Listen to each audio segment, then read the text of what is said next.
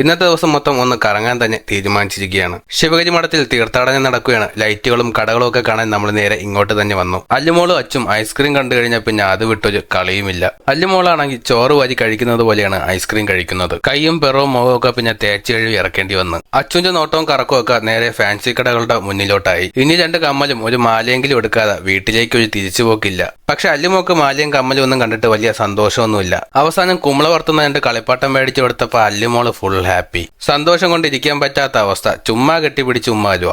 ഉത്സവപ്പറമ്പുകളിൽ വന്ന നമ്മുടെ ഏറ്റവും ഫേവറേറ്റ് ആയിട്ടുള്ള ഫുഡ് ഐറ്റംസുകളാണ് ചണ മസാല, ഗോബി മഞ്ചൂരിയൻ, കപ്പ മുറുക്ക്.